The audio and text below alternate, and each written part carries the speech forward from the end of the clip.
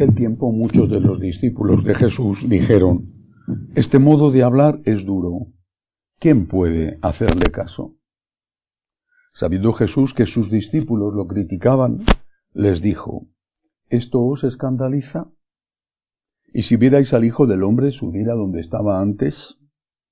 El Espíritu es quien da vida, la carne no sirve para nada. Las palabras que os he dicho son espíritu y vida, y con todo, hay algunos de entre vosotros que no creen. Pues Jesús sabía desde el principio quiénes no creían y quién lo iba a entregar. Y dijo: por eso os he dicho que nadie puede venir a mí si el Padre no se lo concede. Desde entonces, muchos discípulos suyos se echaron atrás y no volvieron a ir con él. Entonces Jesús les dijo a los 12: ¿también vosotros queréis marcharos? Simón Pedro le contestó: Señor, ¿a quién vamos a acudir? Tú tienes palabras de vida eterna. Nosotros creemos y sabemos que tú eres el Santo de Dios. Palabra del Señor. Gloria a ti, Señor Jesús. Esto que cuenta San Juan es algo que ocurrió. Posiblemente es el momento de mayor crisis dentro de la comunidad, de la pequeña comunidad que seguía a Jesús. Después de esto, ya la cosa fue cuesta abajo hasta que llegan a Jerusalén en el inicio de la Semana Santa, el Domingo de Ramos, y termina Jesús crucificado. Pero hay que fijarse en los detalles de este Evangelio. Son los discípulos, no los apóstoles, sino los discípulos, los que critican a Jesús. Y lo dice claramente el evangelista. Muchos de los discípulos dijeron: este modo de hablar es duro. ¿Quién puede hacerle caso? Sabiendo Jesús que sus discípulos le criticaban. Los discípulos critican. ¿Por qué? Podían haber criticado, por ejemplo, porque no respetaba perfectamente la ley del sábado. Podían haber criticado, como una hipótesis, porque no hacía suficientes milagros. Había pasado eso en Nazaret. Pero no le critican por eso. Le critican por el modo de hablar, por las enseñanzas. Este modo de hablar es duro. No porque Jesús diera gritos, sino por sus enseñanzas, quizá la enseñanza del divorcio. Este modo de hablar es duro. ¿Quién puede hacerle caso? Esto ocurrió. Esto sigue pasando exactamente igual. Son los discípulos, es decir, los católicos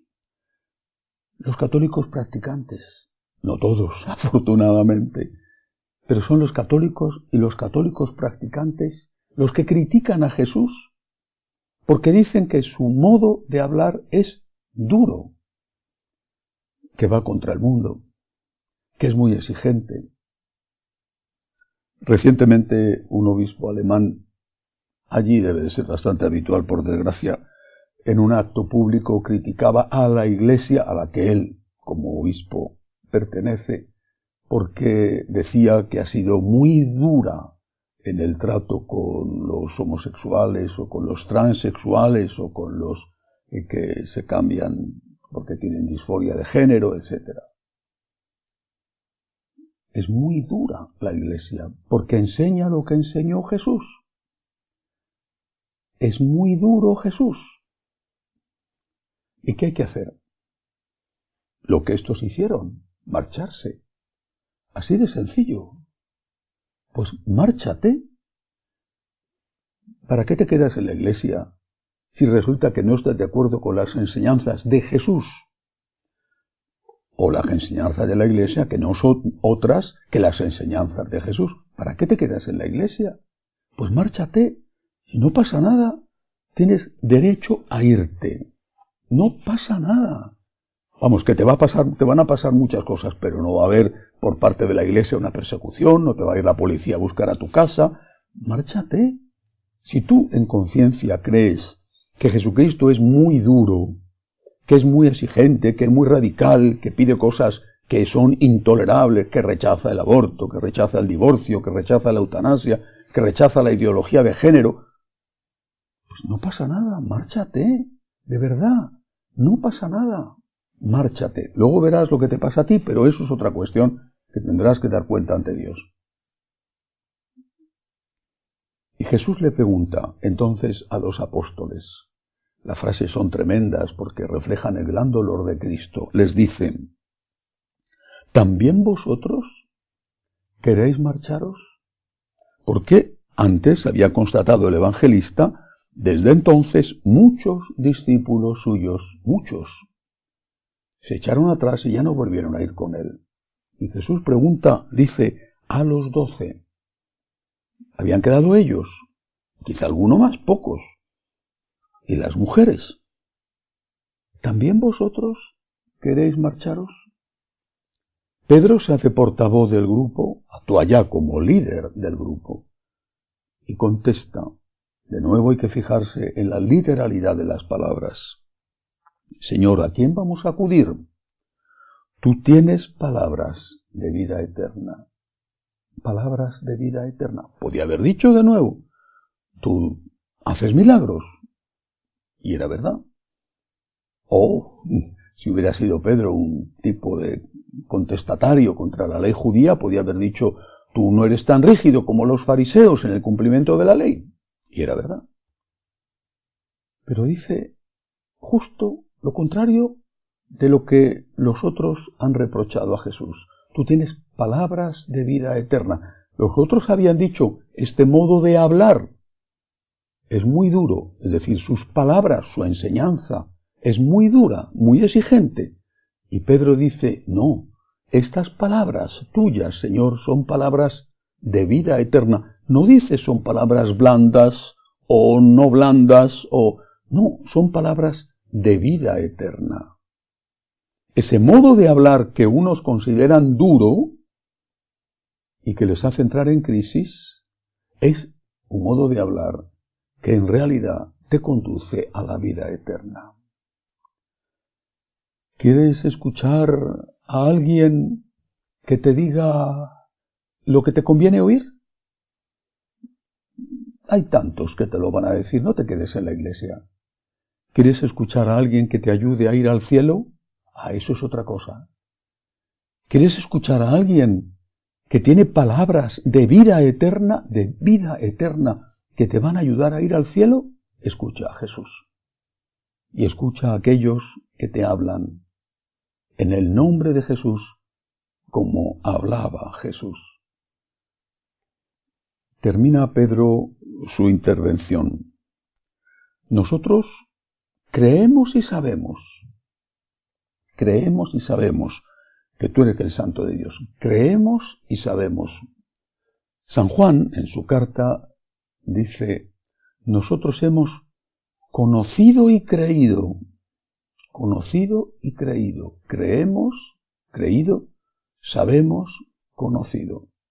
Es decir, nosotros, con nuestra experiencia, hemos conocido.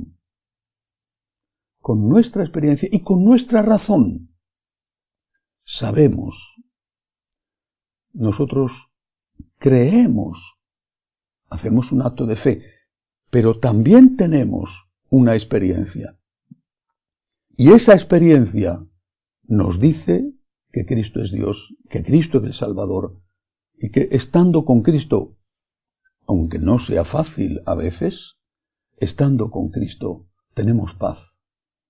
Estando con Cristo tenemos esperanza. Estando con Cristo mejoramos.